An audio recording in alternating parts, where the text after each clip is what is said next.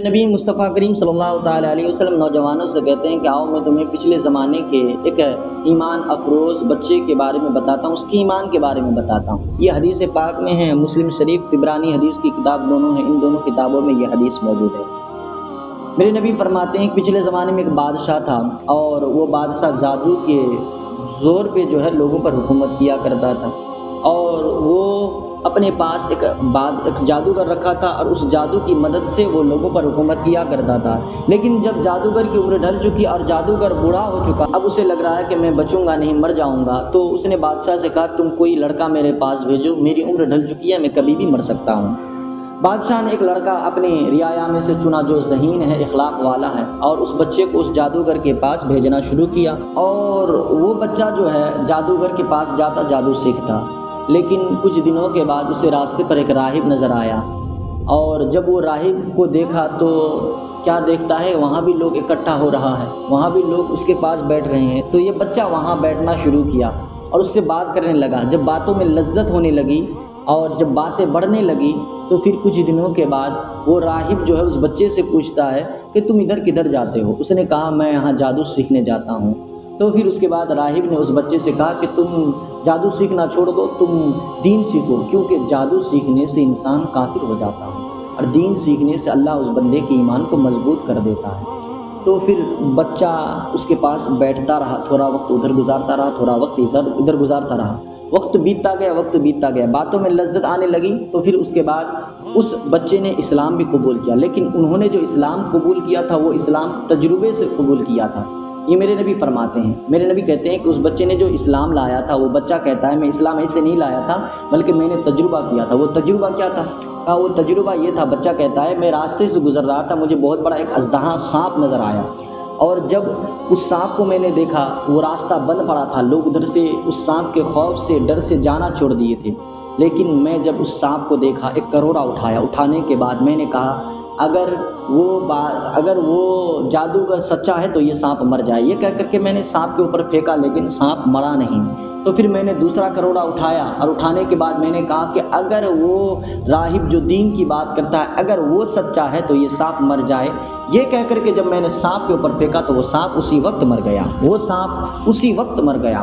وہ بچہ کہنے لگا جب یہ میں نے دیکھا تو میں سمجھ چکا تھا کہ وہ راہب سچا ہے، وہ جو دین کی بات کرتا ہے وہ سچا ہے، وہ جادوگر جھوٹا ہے، اور پھر میں اس کے پاس جانا چھوڑ دیا اور وہ راہب کے پاس بیٹھنا شروع کیا۔ کچھ دنوں کے بعد بادشاہ جو ہے لڑکے سے پوچھتا ہے کہ تم کدھر جاتے ہو، کہاں وقت گزارتے ہو، اور اس کی باتوں کا نظر انداز کر دیا۔ اور اس کے بعد جب وقت بیتتا گیا، وقت گزرتا گیا، تو اللہ نے اس بچے کے اندر روحانیت عطا کی، اس کے اندر قوت آئی، اس کے پاس کوئی بھی مریض آتا تو اللہ اسے شفا یاب کر دیتا تھا۔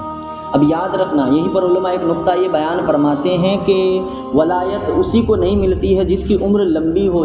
جس کے بال سفید ہو چکے ہیں، بلکہ ولایت اللہ اس کو بھی عطا کرتا ہے جو کم عمری میں اللہ کا قرب حاصل کر لیتا ہے اور سچی توبہ کر کے اللہ کا قرب حاصل کر کے اللہ کی عبادت میں مصروف ہو جاتا ہے، اللہ اسے بھی ولایت عطا کرتا ہے۔ تو اللہ نے اسے ولایت عطا کر دی اور اس کے اندر قوت آ گئی، اس کے اندر روحانیت آ گئی، اس کے پاس کسی بھی طرح کا مریض آتا، اندھا کوڑا کوئی بھی آتا، اسے اللہ شفا یاب کر دیتا۔ تو کچھ دنوں کے بعد اس کے پاس ایک ایسا مریض آیا جو اندھا تھا، اور وہ مریض جو تھا وہ بادشاہ کے پاس رہتا تھا، بادشاہ کے پاس پنکھا چلاتا تھا۔ کچھ وجوہات کی وجہ سے، کچھ بیماریوں کی وجہ سے اس کی بینائی چلی گئی تھی، تو وہ بہت علاج کرایا، اسے کہیں پر کچھ فائدہ نہیں ہوا تھا۔ تو کسی نے کانوں میں اسے خبر دی، کہا کہ تم وہاں چلے جاؤ، تمہیں شفا مل جائے گی۔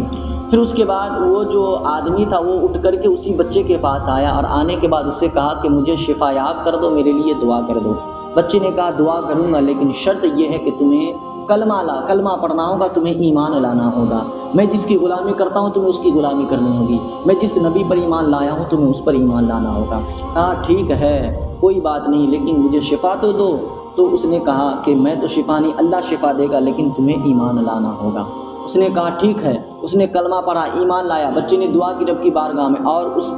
اندھے کو شفا ملی۔ جب اسے شفا مل چکی تو پھر اس کے بعد وہ اندھا اٹھنے کے بعد جب بادشاہ کے پاس گیا، بادشاہ نے دیکھا کہ اسے شفا مل چکی ہے، تو بادشاہ پوچھتا ہے کہ تمہیں کدھر سے شفا ملی اور تمہیں کس نے شفا دی؟ تو اس نے کہا میرے رب نے مجھے شفا دی، میرے رب نے مجھے شفا دی۔ جب اتنی سی بات اس نے کہی تو کہا کہ میرے اوپر بھی تمہارا کوئی رب ہے؟ میرے اوپر بھی تمہارا کوئی رب ہے؟ اس نے کہا ہاں، میرا رب وہ ہے جس نے تجھے بھی پیدا کیا اور سارے جہان کو پیدا کیا۔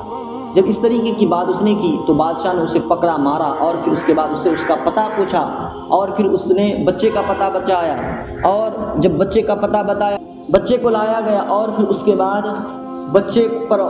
پر لوگوں نے زور ڈالنا شروع کیا، بچوں کو مارنا کاٹنا شروع کیا۔ تو پھر بچے پر جب زور ڈالا تو بچے نے اس راہب کا پتہ بتایا اور اس بوڑھے کو بلایا، اور اس بوڑھے کو اور اس نابینا کو جسے شفا مل چکی تھی دونوں کو قتل کر دیا، اور اس بچے کو قتل کرنے کے لیے سپاہیوں کو حکم دیا، کہا کہ سپاہیوں جاؤ اسے اونچے پہاڑ پر لے کر کے جاؤ اور وہیں سے اسے گرا کر مار دو۔ سپاہی لے کر کے بچے کو گئے، اور پھر اس بچہ کو جب سپاہیوں نے پکڑ کر وہاں پہاڑ پر لے گیا تو بچہ وہاں دعا کرنے لگا اور رب سے کہنے لگا میرے مالک میرے لیے نہیں اپنے لیے تو اسے اپنا جلوہ دکھا۔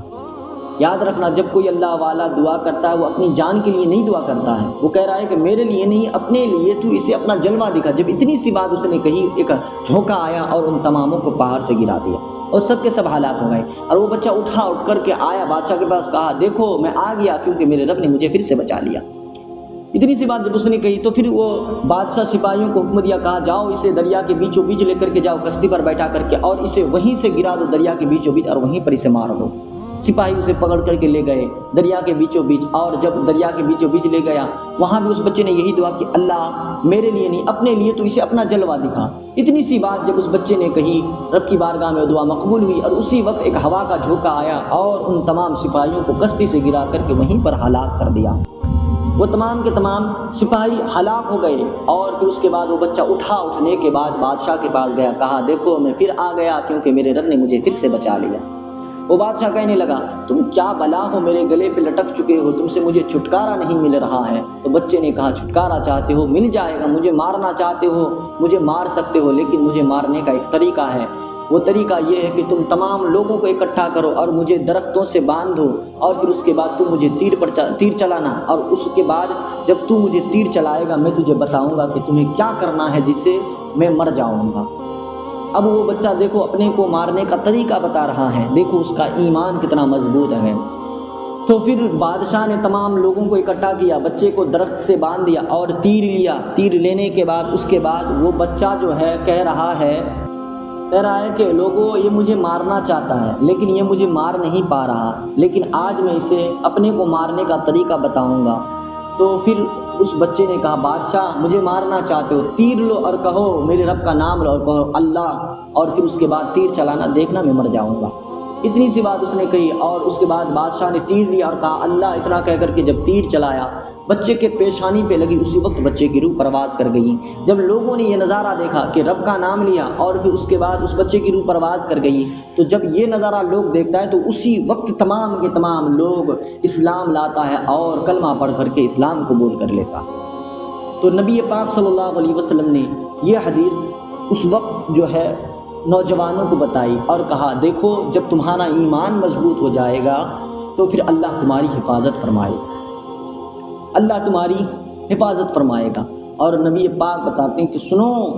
جوانی کی دہلیز پر جو انسان توبہ کرتا ہے وہی توبہ اللہ کے بارگاہ میں سب سے زیادہ مقبول ہے۔ آج ہم نا کہ سوچتے ہیں کہ ہم بڑھاپے میں پہنچائیں گے اور بڑھاپے میں ہم مصلی بچھا کر کے اللہ ہی اللہ کریں گے، ہاں اس وقت ولایت ملے گی، اس وقت تمہارا رب کی بارگاہ میں آنا قبول ہوگا، لیکن اللہ کے نزدیک اگر کوئی مقبول ہے تو وہ نوجوان ہیں جو نوجوان اللہ کی بارگاہ میں سچی توبہ کر کے اللہ کا قرب حاصل کر لیتا ہے، وہی اللہ کے نزدیک سب سے زیادہ پسندیدہ ہے۔